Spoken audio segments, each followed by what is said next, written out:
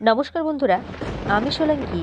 আমার নীতিমূলক গল্পের আসর ও ভৌতিক গল্পের আসরে আমার ছোট ছোট ভাই বোন এবং আমার দাদা দিদিদের আরও একবার অনেক অনেক স্বাগত। যিনারা আমার প্রতিদিনের শ্রোতা বন্ধু, তাদের উদ্দেশ্যে জানাই অনেক অনেক ধন্যবাদ এবং অভিনন্দন। আর যিনারা আমার নতুন শ্রোতা বন্ধু, আজ আমার এই ভিডিওটা নতুন শুনছো, তাদের উদ্দেশ্যে বলবো অনেক অনেক স্বাগত এবং অভিনন্দন জানাচ্ছি আমার চ্যানেলে। অবশ্যই আমার যে গল্পগুলো বলা ভালো যদি তোমাদের লেগে থাকে, তাহলে অবশ্যই আমার পাশে থেকো এবং আমার সাথে থেকো, আমাকে সাপোর্ট করো। আর পারলে বন্ধুদের সাথে অবশ্যই গল্পগুলোকে শেয়ার করতে পারো। ভালো লাগলে চ্যানেলটাকে সাবস্ক্রাইব করে পাশে থাকা বেল আইকন প্রেস করে অল নোটিফিকেশান করে দিতে পারো। তাহলে আমি যখনই যেই রূপ গল্প নিয়ে উপস্থিত হব, সময় মতো নোটিফিকেশান আকারে তোমাদের ফোনে সেগুলো চলে যাবে। আর যদি খুব ভালো লেগে থাকে তাহলে অবশ্যই লাইক করে যেতে ভুলবে না। আজ আমরা শুরু করছি নিত্যদিনের মতোই একটা ভৌতিক গল্প, ভ্যাম্পায়ারের গল্প। অনিশ দেবের লেখা উজ্জ্বল অন্ধকার গল্পটা আজ আমরা পড়তে চলেছি। তো চলো বন্ধুরা, কথা না বাড়িয়ে আজকে আমরা শুরু করছি অনিশ দেবের লেখা নতুন একটা গল্প, উজ্জ্বল অন্ধকার। আমি চাইনি ফুটফুটে মেয়েটা আমার কাছে আর আসুক, কিন্তু ও আবার এলো। প্রথমবার যখন ও হঠাৎ করে এসে পড়েছিল, তখন ওকে বারণ করেছিলাম। বলেছিলাম, এখানে আর তুমি এসো না। কেন আসবো না? কেন আসবো না? চুল ঝাঁকিয়ে ঘাড় বেঁকিয়ে আমার দিকে তাকিয়েছিল মেয়েটা। না মানে এইরকম একটা ভাঙাচোড়ো পোড়ো বাড়ি তো, এখানে সাপখোপ থাকতে পারে, কাকড়া বিছে থাকতে পারে, মানে বিপদ হতে পারে। কিসের বিপদ? ও বাচ্চাদের নিয়ে এই এক মুশকিল, খালি প্রশ্ন করে, বুঝতে চায় না। কিন্তু কথাটা কি আমি ঠিক বললাম? মোটেই না, কারণ ওকে আমি বিপদের ধরনগুলো ঠিকভাবে বুঝিয়ে বলিনি। ওকে আমি বলিনি যে আমি একজন ভ্যাম্পায়ার। মানুষ শিকার করে তেষ্টা মেটানো আমার অভ্যেস। যখন আমার গলা পাগল করার তেষ্টা পায়, তখন আমার জ্ঞান থাকে না।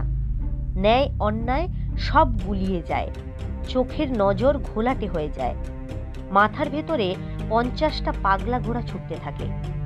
তখন লজিক টজিক কোনো কাজ করে না। আমার সামনে কে আছে সেটা খতিয়ে দেখার মতো আমার অবস্থা থাকে না। শুধু একটা মানুষ পেলেই হলো। মেয়েটার নাম বাবলি, ভালো নাম চন্দ্রমালা, ক্লাস 3-তে পড়ে। বাবলি আমাকে ওদের বাড়ির 7 কাহন শুনিয়ে দিয়েছে। ওর নিজের কথা, ওর বাবার কথা, মায়ের কথা, দাদার কথা সব বলে দিয়েছে। এত বকবক করতে পারে মেয়েটা। ওর প্রশ্নের উত্তরে আমি বললাম, সব বিপদের কথা তুমি এখন বুঝবে না, বড় হলে বুঝবে। কিন্তু সাপ আর কাঁকড়া বিছের ভয়টাও তো মিথ্যে নয়। ওরা সব ভাঙাচোরা ইটের পাঁজরে ফাঁক ফোকরে লুকিয়ে থাকে। তাছাড়া এই বাড়িটার সব জায়গায় আগাছার জঙ্গল গজিয়ে গেছে, তার আড়ালেও ওরা থাকতে পারে। তাহলে তোমারও তো বিপদ। না, এই কটকট করে কথা বলা পুতুলটার সঙ্গে আমি আর পেরে উঠব না। ও বাবলি, তোমার সঙ্গে আমি তর্কে পারবো না। ওকে কাছে টেনে নিলাম, আদর করে গাল টিপে দিয়ে সেই গালে একটা চুমু খেলাম। বাবলি বলে উঠল, বাবা, তোমার হাতটা কি গরম, ঠোঁটটাও কি গরম। তোমার নিশ্চয়ই জ্বর হয়েছে। মা বলে জ্বর হলে গা গরম হয়। দেখি তোমার কপালটা একবার দেখি। আমি ওকে বাধা দিয়ে ওঠার আগেই মেয়েটা আমার কপালে হাত চেপে ধরেছে এবং চোখ বড় বড় করে আঁতকে উঠেছে। ও মা, তোমার গা যে পুড়ে যাচ্ছে, এক্ষুনি আমি বাপিকে গিয়ে বলছি, ডাক্তার কাকুকে খবর দিতে হবে। না না, ওসব কিছু করতে হবে না, আজ রাতেই জ্বরটর সব সেরে যাবে।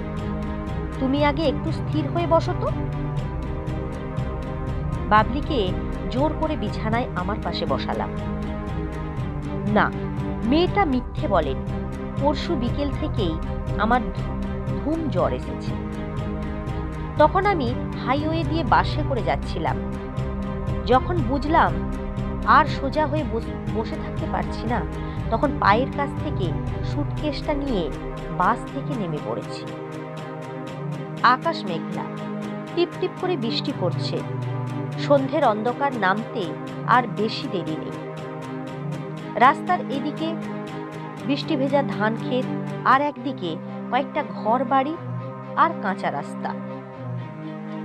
সেই রাস্তার দুধারে বড় বড় ঝাঁকড়া গাছ। পায়ে পায়ে একটা টিনের ছাউনির নিচে গিয়ে দাঁড়ালাম। এটা কোন সময় বোধ হয় একটা দোকান ছিল, এখন আর নেই। শুধু পড়ে আছে ভেঙে ধসে যাওয়া একটা পাতা উনুন আর বাঁশের ফালি দিয়ে তৈরি একটা বেঞ্চি। সেটারও অবস্থা খুব খারাপ। তবে সেই বেঞ্চিতে কালো রঙের বুড়ো মতন একজন লোক বসে আছে, বসে বসে বিড়ি টানছে। সুটকেসটা মাটিতে রেখে আমি দাঁড়িয়েই রইলাম। বুড়ো মানুষটার দিকে এক পলক তাকিয়ে ওর বয়সের কথা ভাবছিলাম। কত হবে, বড় জোর ৭২ কি ৭৩। আর আমার বয়স খুব কম করে ১১০ কি ১২ হবে, অথচ দেখে মনে হবে ৩৫ কি ৩৬। বয়স আর শরীরে কোনো ছাপ ফেলতে পারেনি, না বাইরে না ভেতরে, কারণ ভ্যাম্পায়ারদের এটাই নিয়ম। আমি অনেক ভ্যাম্পায়ারকে দেখেছি ৫০০ কি ৬০০ বছর ধরে দিব্যি বেঁচে আছে, কিন্তু আমি জানি সেটা আসলে হলো মরে বেঁচে থাকা। ভ্যাম্পায়ারদের অসুখ বিসুখের একমাত্র চিকিৎসা অপেক্ষা, কারণ মানুষের ওষুধপত্র ভ্যাম্পায়ারদের ওপরে কাজ করে না। তাই আমাকে এখন শুধু অপেক্ষা করতে হবে। কোনো একটা নিরিবিলি জায়গায় লুকিয়ে থেকে জ্বরটা চলে যাওয়ার জন্য কয়েকদিন ধরে আমাকে অপেক্ষা করতে হবে।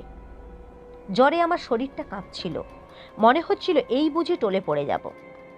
একটা আস্থানা দরকার, এক্ষুনি দরকার। উল্টো দিকে ২-৩টে দোকানের চালাঘর, চায়ের দোকান আর পান বিড়ির দোকান। তবে এই একঘেয়ে বৃষ্টিতে সেরকম লোক নেই। আমি বুড়ো লোকটিকে জিজ্ঞেস করলাম, এখানে কোনো পুরনো বাড়ি টাড়ি আছে, মানে ভাঙাচোরা কেউ থাকে না এমন? বুড়োটা অবাক চোখে আমার দিকে তাকালো। ওর কালো চশমার অসংখ্য ভাঁজ, নিচের ঠোঁটটা ঝুলে পড়েছে, ভেতরের হলদেটে এবড়ো খেবড়ো দাঁত দেখা যাচ্ছে। আমি আর দেরি করলাম না, পকেট থেকে একটা ৫০ টাকার নোট বের করে ওর দিকে এগিয়ে দিলাম। আমি কলকাতার সরকারি অফিস থেকে আসছি, archaeological survey of India. Heritage বাড়ির খোঁজ করছি, পুরনো ধসে পড়া বাড়ি। আমার মুখে এতগুলো ইংরেজি শব্দ শুনে বুড়ো বেশ ঘাবড়ে গেল। কাল্পনিক কিছু একটা খাওয়ার ঢঙ্গে মুখ খোলা বন্ধ করলো কয়েকবার। তারপর, আছে না আবার, খুব আছে, মজুমদার বাড়ি। সরকারকে সেই কোন কালে দান দপ্তর করে গেছে। আমার তখন পোলাপানা বয়স, এখন সেই বাড়ি মাটি আর ভুসি, বাদুর পেঁচারা থাকে, মা মনসার লম্বা লম্বা বাহনরাও থাকতে পারে। বাড়িটা আমাকে দেখিয়ে দিতে পারেন? আবার একটা ৫০ টাকার নোট। সঙ্গে সঙ্গে হলদেটে দাঁত বের করলে একগাল হাসি। দুটো ৫০ টাকার নোটই ওর ধুতির গেজেতে উধাও হয়ে গেল। এইভাবে টাকা দিয়ে কাজ হাসিল করতে আমার ভালো লাগে না, কিন্তু কি করব, ইমার্জেন্সি। তাছাড়া এই টাকাগুলো তো আমার নয়, যারা আমাকে রক্ত দিয়েছে আর বিনিময়ে যাদের আমি মুক্তির স্বাধীনতা দিয়েছি, এই টাকাগুলো ওদের পকেট থেকে নেওয়া। মুক্তির পর তো টাকাগুলো ওদের কোনো কাজে লাগতো না, তাই আমি নিয়ে নিয়েছি মুক্তিপণ হিসেবে। গ্রামের কাদা প্যাচপ্যাচে পথ ধরে আমরা হেঁটে চললাম। তারপর এক সময় এসে পৌঁছলাম আমার নতুন আস্থানায়। বুড়োকে বললাম যে বাড়িটা ইন্সপেকশন করেই আমি চলে যাব, তারপর থেকে আমি এইখানেই। আমি এক জায়গা থেকে আরেক জায়গায় চলে বেড়াই ভবঘুরের মতো। সঙ্গে থাকে একটা সুটকেস। সুটকেসটা বয়ে বেড়াতে আমার এতটুকু কষ্ট হয় না, কারণ আমাদের শরীরের শক্তি বা ক্ষমতা কোনোটাই মানুষ কল্পনা করতে পারে না। এমনিতে আমরা মানুষের মতো সাধারণ খাবার খেয়ে বেঁচে থাকি, শুধু মাঝে মাঝে যখন তেষ্টা পায় তখন অমানুষ হয়ে যাই। এরকমটা মনে হয় মাসে 2-3 বার। তবে কখন সেই তেষ্টার ঝোঁকটা আসবে সেটা আগে থেকে বোঝা যায় না। ওই ঝোঁকটা এলে আমার গলা শুকিয়ে আসে, বুকের ভেতরটা কাঠ হয়ে যায়, মাথার ভেতরে 50টা পাগলা ঘোড়া দৌড়তে থাকে। সেই তেষ্টা যদি 48 ঘন্টার মধ্যে না মেটানো হয় তবে সব শেষ। ভ্যাম্পায়ার জীবনে ফুল স্টপ। প্রথম প্রথম এই অস্বাভাবিক জীবনটাকে আমি মেনে নিতে পারিনি, কিন্তু তারপর ধীরে ধীরে এই জীবনকে শুধু যে মেনে নিয়েছি তা নয়, ভালোবেসেও ফেলেছি। অমানুষের জীবন নিয়ে মানুষের মাঝে আমি চলে ফিরে বেড়াই, উদ্দেশ্যহীন, অর্থহীন, একা। মাঝে মাঝে মনে হয় শেষ করে দিই এই জীবনটাকে, কিন্তু পারি না। আমার ভেতর থেকে অমানুষ সত্তাটা ডুকরে কেঁদে ওঠে, বলে আমি বেঁচে থাকলে ক্ষতি কি। তখন আমি হেরে যাই। কিন্তু আমার এই জীবন শেষ করাও তো সহজ নয়। হয় ধারালো কাঠের গাঁজালো ঠুকে আমার হৃৎপিণ্ডটাকে বের করতে হবে, নয় রূপোর বুলেট দিয়ে বুকের এফোড় এফোড় করতে হবে হৃৎপিণ্ডটাকে। এছাড়া আর একটাই পথ, তেষ্টা না মিটিয়ে 48 ঘন্টা পার করে দেওয়া। সেটা কি নিজে নিজে কখনো পারা যায়? কখনো না। ভাঙা বাড়িটাতে আমি গুছিয়ে বসলাম। পুরনো ইট আর ভাঙা পাথর দিয়ে একটা তক্তপোষ মতন তৈরি করে নিলাম। তার উপরে কম্বল আর চাদর পেতে মোটামুটি একটা বিছানা তৈরি করে নিয়ে হয়ে গেল। সুটকেস থেকে হাওয়া বালিশ বের করে ফু দিয়ে ফুলিয়ে নিলাম। মানুষের মতো আমাদের অনেকবার ফু দিতে হয় না, একটা লম্বা ফুতেই কাজ হয়ে যায়। বিছানা বালিশ তৈরি হয়ে গেল। পায়ের জুতো জোড়া খুলে টান টান হয়ে শুয়ে পড়লাম। মনে মনে চাইলাম আমার জ্বরটা যেন তাড়াতাড়ি চলে যায়। মাঝরাতে আমার ঘুম ভেঙে গেল। টের পেলাম মাথা বেশ ভার ভার, তার সঙ্গে খিদেও পাচ্ছে। সুটকেস থেকে পলিথিন মোড়া স্টোভ, জলের জেরিক্যান এবং কেরোসিনের ছোট জেরিক্যান আগেই বের করে রেখেছিলাম। 2টো প্যাকেট থেকে চাল আর ডাল বের করলাম। চাল আর ডালের প্যাকেট আমার সবসময় কেনা থাকে। ঘুরে বেড়ানোই যা জীবন, তার আর উপায় বাকি।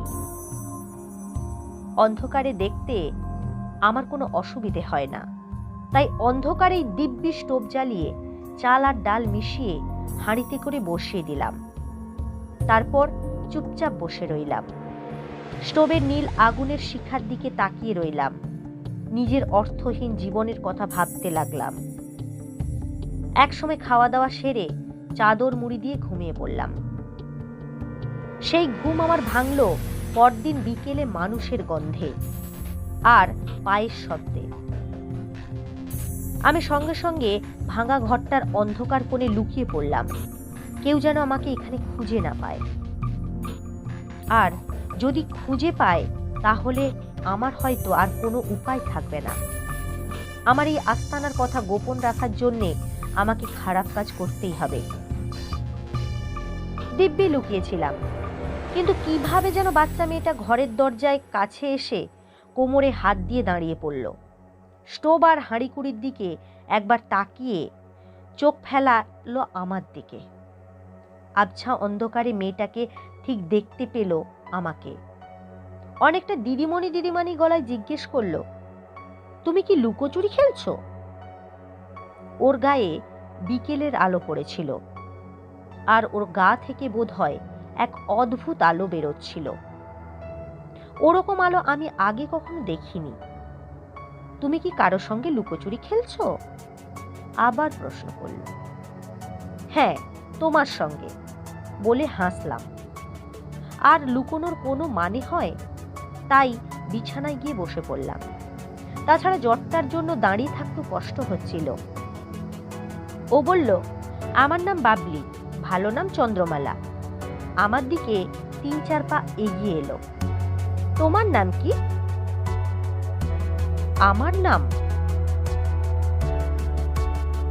আমার নাম বহুকাল আগের ব্যাপার হলেও নামটা আজও মনে আছে। আমার নাম প্রত্যুষ প্রসন্ন। ও মা! নামটা শোনা মাত্রই বাবলির সে কি হাসি, হেসে হেসে প্রায় লুটিয়ে পড়ে যায় আর কি। বাবা, কি খটমটে নাম তোমার! এ নাম আমি বলতেই পারবো না। 100 বছরের পুরনো নাম তো এই রকমই হবে। ওর কথা শুনে আমিও হেসে ফেললাম। তুমি আমাকে বন্ধু বলে ডেকো। এটা খুব ভালো নাম, ও মন্তব্য করল। আমি বাবলিকে দেখেছিলাম আর ভাবছিলাম, ও কতদিন পরে আমি অন্তর থেকে হাসলাম। ওহ, কতদিন পরে যে আমি অন্তর থেকে হাসলাম। মেয়েটার বয়স 8 কি 9 বছর, চোখ দুটো টান টান, ফর্সা ফুটফুটে, গায়ে একটা গোলাপি ফ্রক, পায়ে নীল রঙের হাওয়াই চটি। বাবলির চুল দুপাশে দুটো হর্স টেল করে বাঁধা, তাতে লাল রঙের ফুল বসানো হেয়ার ব্যান্ড। ওকে মুগ্ধ হয়ে দেখছিলাম আর আমার ছেলেবেলার কথা মনে পড়ে যাচ্ছিল। তুমি এখানে কি করছিলে বললে না তো? বাবলি বলল, আমার শরীর খারাপ, তাই এখানে নিরিবিলিতে বিশ্রাম নিচ্ছি। কিন্তু তুমি এখানে কি করে এসেছো? আমি তো রোজ বিকেলে বন্ধুদের সঙ্গে এখানে আসি, লুকোচুরি খেলি। বাইরে দিয়ে যাওয়ার সময় মনে হলো যেন ভেতর থেকে একটা আওয়াজ পেলাম, তাই ভাবলাম দেখি তো ভেতরে পাপ্পু, বিনি এবং মনিরা কেউ আছে নাকি। তারপর তো ঢুকেই আমি দেখতে পেলাম তোমাকে। বাবলির কথায় খেই ধরে আমি বললাম, সেই সঙ্গে নতুন একজন বন্ধু পেয়ে গেলে। মেয়েটা আরো অনেক কথা বলতে লাগলো। ওর কথার স্রোত আর থামতেই চায় না। আমি ভয় পেলাম, ওর দাদা কিংবা মা কিংবা বাবা যদি ওকে খুঁজতে খুঁজতে চলে আসে। বাবলি আমার পাশে বসার পর ওর মাথায় হাত বুলিয়ে বললাম, এবার যাও লক্ষ্মী মেয়ে, তোমার দেরি হয়ে যাবে। কি ভেবে ও উঠে দাঁড়ালো। আমিও ওর সঙ্গে উঠে দাঁড়ালাম। ঘুম থেকে উঠেই দেখেছি মেঘ কেটে গেছে, আকাশে নীল রং। ভাঙাচোরা বাড়ির ফাঁক ফোকর দিয়ে কয়েকটা গাছ চোখে পড়ছিল। সেখান থেকেই বোধহয় পাখির ডাক ভেসে আসছে। বাবলিকে বললাম, আমার কথা কাউকে বলো না কিন্তু। কেন বলবো না কেন? আমার তো ভীষণ জ্বর। এই জ্বরের মধ্যে লোকজন আমাকে দেখতে এলে আমার আরো কষ্ট হবে। তুমি কি তাই চাও? সঙ্গে সঙ্গে মাথা ঝাঁকালো বাবলি। না, চাই না, কাউকে তোমার কথা বলবো না। তুমি খুব ভালো মেয়ে। আসি বন্ধু, আবার আসবো বলে ও চলে গেল। কিন্তু কি আশ্চর্য, ও আমার মনের মধ্যে থেকে গেল। ওকে আমি এখানে আসতে বারণ করেছি, কিন্তু ওর সঙ্গে আর দেখা হবে না ভেবে আমার মনটা খুব খারাপ হয়ে গেল। বিছানায় গিয়ে চাদর মুড়ি দিয়ে শুয়ে পড়লাম। টের পাচ্ছিলাম জ্বরটা আরো বেড়েছে। ঘুম যখন ভাঙল তখন বেশ রাত। ঘরের ভাঙা জানালা দিয়ে পাশের একটা হলঘর দেখা যাচ্ছে। সেই হলঘরের ভাঙা ছাদের ফাঁক দিয়ে উকি দিচ্ছে এক টুকরো আকাশ, আকাশে তারার ফুটকি। হাত ঘড়ির দিকে তাকালাম, রাত প্রায় 1টা। বেশ খিদে পাচ্ছিল, তাই কোনো রকমে উঠে রান্না বান্না শুরু করলাম। খাওয়া দাওয়ার পর কি খেয়াল হতে সুটকেসটা খুললাম। জামা কাপড়ের নিচে একটা ফোলিও ব্যাগ ছিল, সেটা বের করে তার ভেতর থেকে একটা জরাজীর্ণ বাদামি খাম বের করে নিলাম। সেই খামের ভেতর থেকে বেরোলো একটা বিবর্ণ ফটোগ্রাফ। সময়ের রসায়নের সাদা কালো ছবিটা সিপিয়া রঙের হয়ে গেছে। কিন্তু আমি ছোটবেলার আমিকে চিনতে পারছি। বাবার সঙ্গে ময়দানে বেড়াতে গিয়েছিলাম। তখন এক সাহেব ফটোগ্রাফার আমার এই ফটোটা তুলে দিয়েছিল। এই ঝাপসা ছবিতেও বোঝা যাচ্ছে আমি কিরকম ফুটফুটে ছিলাম, বাবলির মতো। এখন যদি ও আমাকে দেখতো তাহলে নিশ্চয়ই ভয় পেয়ে যেত। অবাক হয়ে ভাবত অন্ধকারে আমি কেমন করে ফটোটা দেখতে পাচ্ছি। মনের মধ্যে এমন একটা আবেগ তৈরি হচ্ছিল যার নাম বা পরিচয় আমি জানি না। এই রকম একটা আবেগ যে আমার মধ্যে ছিল সেটাই আমি কখনো বুঝতেই পারিনি। ভাবতে ভাবতে মনে পড়ে যাচ্ছিল সেই ভয়ঙ্কর রাতটার কথা। বাবা মায়ের সঙ্গে গাজনের মেলা দেখতে গিয়ে আমি হারিয়ে গিয়েছিলাম। তখন সন্ধে হয়ে এসেছিল। একটা লোক আমাকে মেলার ভিড়ের মধ্যে থেকে ধরে নিয়ে গিয়েছিল। লোকটার সারা গা থেকে বিড়ি আর গাঁজার গন্ধ বেরোচ্ছিল। লোকটার গায়ে যে অসম্ভব জোর সেটা ভালো মতোই আমি টের পেয়েছিলাম। ও এমনভাবে আমার হাতের ডানা খামচে ধরেছিল যে হাতটা কনকন করছিল। আমাকে ভয় দেখিয়ে লোকটা হিন্দিতে বলেছিল চেঁচালেই ও আমার গলা টিপে মেরে ফেলবে। আমি চেঁচাবো কি? আমি তখন ভয়ে থরথর করে কাঁপছিলাম। মেলার মাঠের একদিকে ছিল হালকা জঙ্গল, সেই জঙ্গলের মধ্যে ছিল একটা পুরনো শিব মন্দির। লোকটা আমাকে সেই মন্দিরের পেছনে নিয়ে গেল। মন্দিরে প্রদীপ জ্বলছিল, ঘণ্টা বাজছিল। লোকটা আমাকে শাল পাতায় করে প্রসাদ এনে খাওয়ালো। প্রসাদটা খেয়েই আমার প্রচণ্ড ঘুম পেয়ে গিয়েছিল। ঘুম ভাঙতেই নাকে এলো গাঁজা আর বিড়ির উৎকট গন্ধ। চারপাশে তাকিয়ে দেখি সব অন্ধকার, শুধু দুটো সবুজ চোখ জ্বলছে আমার দিকে চেয়ে আছে। বনবেড়াল কি শিয়াল ভেবে আমি ভয় পেয়ে গেলাম। কিন্তু ঠিক তখনই হিন্দিতে কে যেন বলল, পাশ আও মেরে মুন্না। তারপর দুটো শক্তিশালী হাত আমাকে কাছে টেনে নিল। সবুজ চোখ দুটো আমার কাছে আরো কাছে চলে এলো। তারপর কানের নিচে ঠিক গলায় কি যেন একটা ফুটে গেল, ইঞ্জেকশনের ছুঁচোর মতো। তারপর মাথাটা ঝিমঝিম করতে লাগলো। নেশার ঘোরের মতো ঘোর লেগে গেল আমার। ভোরবেলা শিব মন্দিরের পেছনে জঙ্গলের মধ্যে বাবা মা আমাকে খুঁজে পেয়েছিল। কিন্তু তখন আমি আর আগের মতো ছিলাম না, পাল্টে গিয়েছিলাম। পাল্টে যাওয়ার উপসর্গগুলো ধীরে ধীরে আমার কাছে স্পষ্ট হতে লাগলো। যখন সেটা বিপজ্জনক মাত্রায় পৌঁছলো তখন আমি বাড়ি ছেড়ে বাইরে বেরিয়ে পড়লাম। কিন্তু কোথায় যে পালাবো সেটা বুঝে উঠতে পারছিলাম না। তাই শেষ পর্যন্ত চিরপথিক হয়ে গেলাম। ফটোর দিকে তাকিয়ে থাকতে থাকতে আমি বালক বয়সে ফিরে গিয়েছিলাম।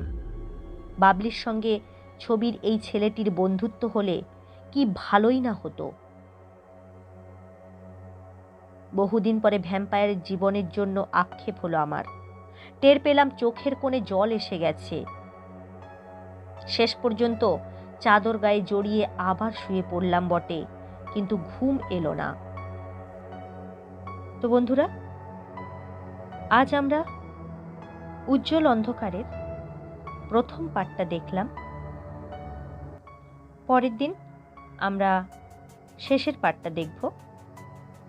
যদি আমার গল্প ভালো লেগে থাকে, আরও একবার বলছি, তাহলে অবশ্যই আমার চ্যানেলটাকে সাবস্ক্রাইব করে পাশে থাকা বেল আইকন প্রেস করে অল নোটিফিকেশান করে দিবেন।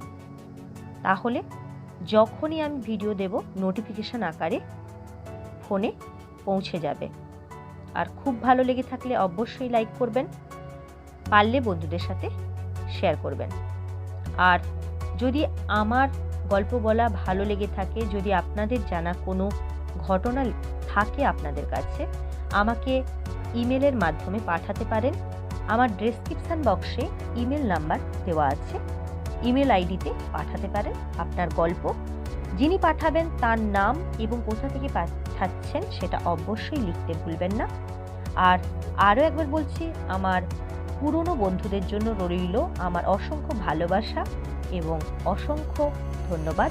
আর যিনারা নতুন বন্ধু তাদের উদ্দেশ্যে বলছি অনেক অনেক স্বাগত এবং অবশ্যই ধন্যবাদ থাকলো। পরের দিন পরের পাঠটা যতক্ষণ না নিয়ে উপস্থিত হচ্ছি, ততক্ষণ পর্যন্ত সবাই ভালো থাকবেন, সুস্থ থাকবেন। ধন্যবাদ।